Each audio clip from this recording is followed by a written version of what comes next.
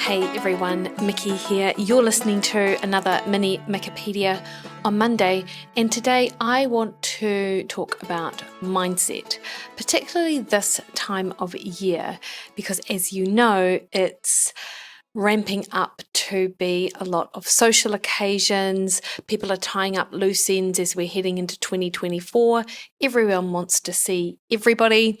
And we can end up quite out of routine.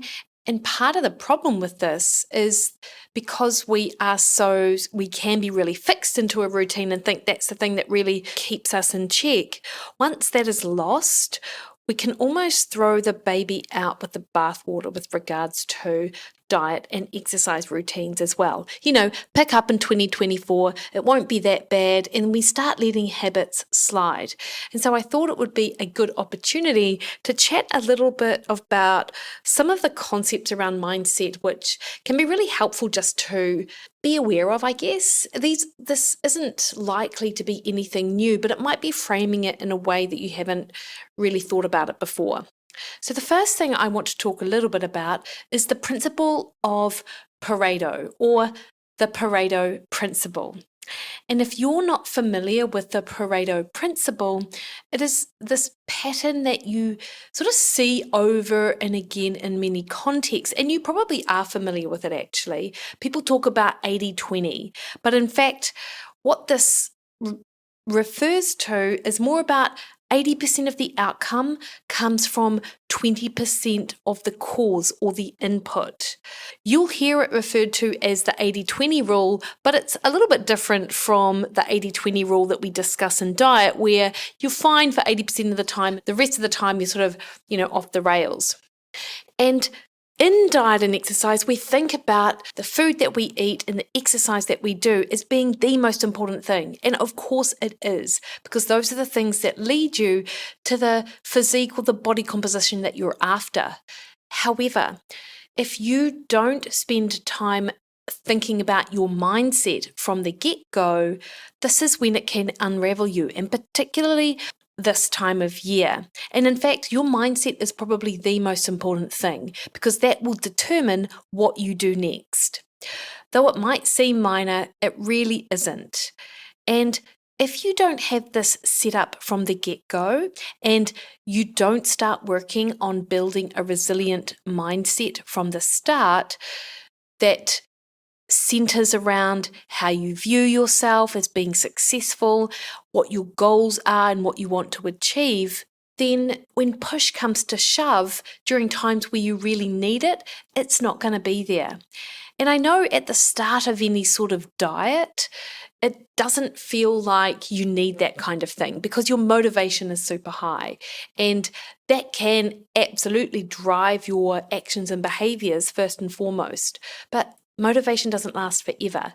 Mindset is the thing that can be built and can last. And when you get that right, the actual physical change feels so much easier, and reaching your goals becomes so much easier as well. And the thing is, it has to be a conscious decision to focus on mindset, because our default brain and patterns of sort of thinking don't really help in this context. Our brain's job is to predict what's going to happen next and to try and keep us safe. That is evolution. It's the way that we've been able to be protected from predators or things that may kill us back in sort of prehistoric times, because our brain is always constantly trying to predict what is going to happen next and keep us safe. Even though, again, this is not in your conscious mind, this is going on in the background in your subconscious mind. Even if we aren't satisfied where we are now physically, it's actually a really safe place for us to be, because it's the known and familiar. So when we try to adopt change, and we try to do something different, changing our habits and behaviors that is outside our comfort zone, that uncomfortable feeling can also be registered by the brain as feeling unsafe, regardless of the fact that it isn't a physical danger, it is an emotional unknown, and your brain wants to protect you from that. Having a mindset of change, putting things into place to help build your resilient mindset, allows you to break free from that comfort zone. And this is where we see real success with fat loss, because you're opening yourself up to try something new and something different. Remember that what got you to the place you're at now are not the skills and behaviors that you need to get you to where you want to be. Or they might be, but they obviously need some tweaking if you are not there yet, or you're really struggling with fat loss. I see it quite a bit. A lot of people start one of my plans, then swiftly ask if they can continue to eat X, Y, Z for, breakfast, lunch, or dinner, because they're used to it and they love it and they're in the routine. Now, it's not that there may be anything inherently wrong with the food or drink that they're asking about or that they want, but it does send signals to me that they're resisting change somewhat, even if they've, invested in the program and are motivated by it. They still want to keep things the same, keep it in that sort of safe, comfortable zone. So I challenge them on this and ask them to explore why they don't want to change, and also try to get them to do something differently, as that can build confidence when you are adopting change. It's like building reps. If you start with changing something and you realize it wasn't as hard a change as what you anticipated, it didn't hurt quite so much or anything around that, then it is just going to build you confidence for the next thing that you change and then the next thing that you change.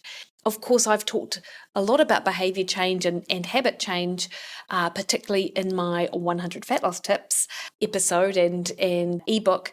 And this is the power of making these changes. You sort of prove to yourself that you can do things differently.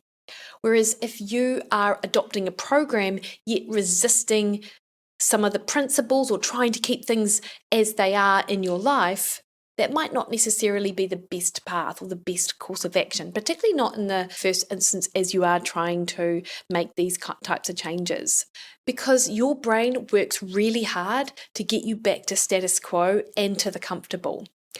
And like I said, it might not seem it at first, as motivation may be high, but over time, working on your mindset stuff from the get-go helps when things don't go according to plan.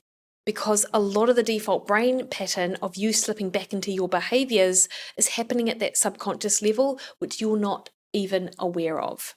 And notice what happens and notice how you feel when you are on the path of making change, but you're not quite there yet. And you can start to notice resistance. Like, I don't want to do that with things like tracking, measuring, food prep, going to the gym, etc. And things can feel really hard, even though it is what you want. The habits and behaviors that result in fat loss and physique transformation. But when your default brain pattern starts kicking in, you might not even be aware of it, but you'll notice a resistance to doing the things you know work. If you've got a practice in place of thinking about your mindset, of working on your mindset, of having these sort of positive sort of mantras or things that you write down or podcasts that you listen to that remind you of what you want to achieve and of the person that you actually are, then it can really help with this quite common thing that happens a few weeks into a fat loss plan. Because let's face it, a few weeks in, the novelty is worn off. It's not quite so fun anymore. Your goal setting starts in the conscious mind, but you need to engage the subconscious that is overriding what you think you want with the messages that ultimately keep you safe, but they also keep you stuck. Sort of like revving the accelerator in your car but leaving the handbrake on. You will not get anywhere. So you need to move that mindset stuff into your conscious mind and make it part of your plan. So you need to focus on the beliefs that you have and on what you are telling yourself on a day-to-day basis and work on these daily. So you can tune into what is actually true, that you can change and you can succeed and that you are not a failure. And it can be as simple as even writing those things on a sticky note, popping them up in places that you see and that are visible to you, on your fridge, in your pantry, on your computer screen, like just down the bottom. So it's not, in the way of what you're doing, but it is there as a constant reminder of what you're trying to achieve. Because ultimately, when people have a weight loss stall and they feel really bad about themselves, or a habit stall, it's not a weight loss stall as such. Weight loss can plateau, but it's not a true plateau if you're not actually carrying out the behaviors that lead you to fat loss. So it's more of a behavior plateau, like you stop doing the things you know work. Then our sort of default pattern is to try and do it harder. Like have more of an aggressive calorie deficit. Like tell yourself you're going to go to the gym 5 times this week instead of 4 times, Like so almost in this punishment type way of, well, I've failed, so I need to do more in order to achieve success. Whereas that might not actually be the case.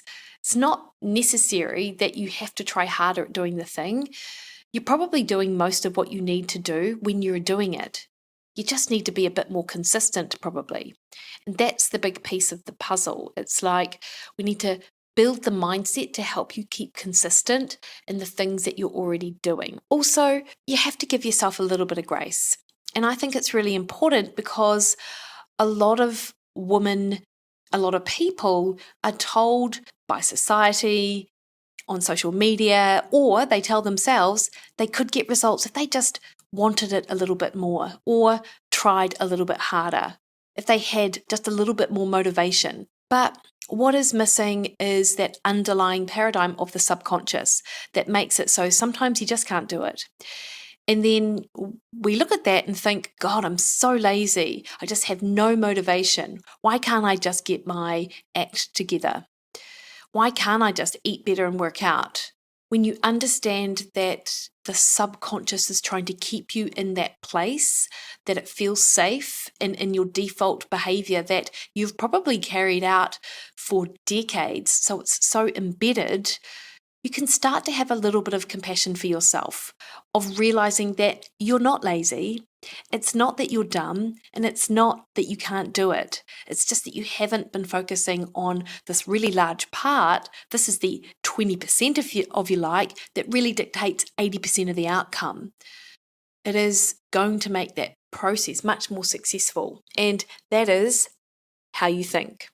And, it's funny, isn't it? Because when we hear other people talk about weight loss, or when we hear our kids or young people sort of coming up to something new for the first time and they're like, oh, I couldn't do that, I would fail.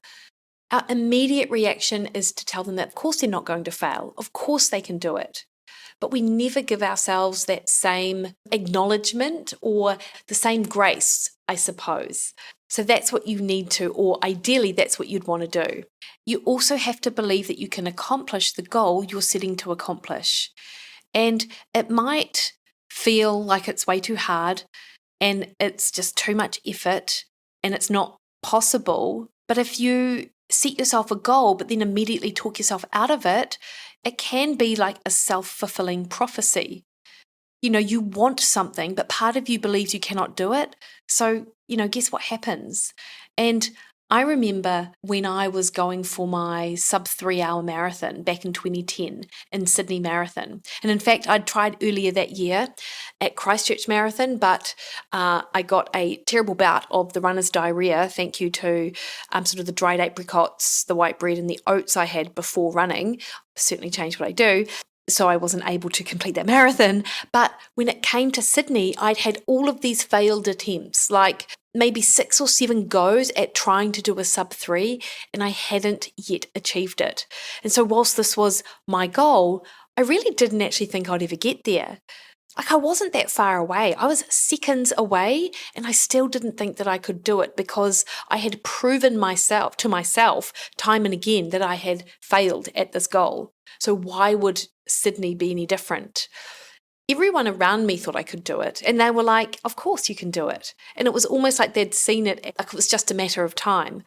Yet I couldn't see that myself. And it wasn't until I actually did it that it then sort of, not the light bulb went off, that's not right, but I had to do it, and I did it by mere seconds. So that proved to me that I could in fact run a sub 3. Whereas 3 years and multiple marathons, I wanted it but didn't think I could do it. And subsequent to that, 6 weeks later, I ran 2:55. So it certainly was in me, but I do think looking back that I had to change my mindset about how I felt about it. It was like a self-fulfilling prophecy. before that. And that's sort of what it's like with diet as well. If you have failed time and again on a diet, then you've almost already decided in your head that you can't possibly be successful with this. And that is that subconscious and that underpinning that prevails a lot of how you feel about the diet process. So understand the stories that you're telling yourself, the subconscious programming that you're running on, so you can address it and not just ignore it. And that is hard, but it's so worth it because you will then be able to move forward and actually hit the goals you want to hit. And when it comes to what you really want to hit, there is a difference between what you want and what you think you can have. Because sometimes when you talk to people about their goals, sometimes they're telling me what they think they can have and what they think is possible, but not actually what they want. And a lot of this reason is again around failure. And they may have a big story around failure.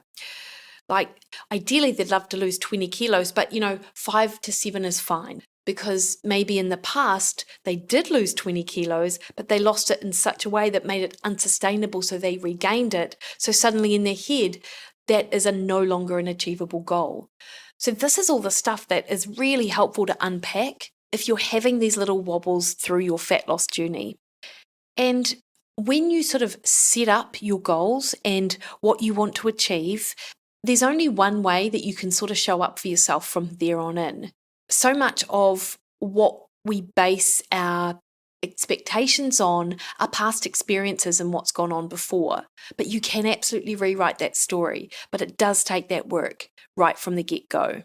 So if you've quote unquote failed at weight loss and it's been a miserable experience and you've felt really starving, then it's unlikely that you are going to want to show up to try and do that again. So rewriting any story around that and rewriting it in a way that illustrates success is going to be the thing that saves you in that. And it can be a real blind spot for people because you've probably got a lot of the tools, a lot of the things that you need in order to successfully lose weight, yet it doesn't happen. And so this is like a little bit of a mental block, or as I said, a blind spot, because you can't figure out what's stopping you from reaching your goals.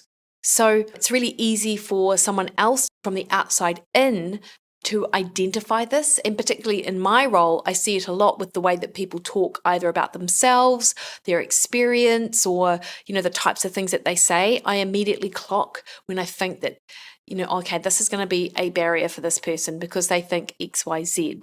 You can do that for yourself though, by sort of identifying from the get-go some of your beliefs around weight loss and your ability to be successful in that space. You can work on that. So in summary then, mindset is super important. And this is a great time to address it because we are heading into the couple of months of the year, there's like 3 or 4 months of the year, where a large part of what, life happens sort of around us and we're swept up in it. But that's no reason why you can't continue to achieve your goals.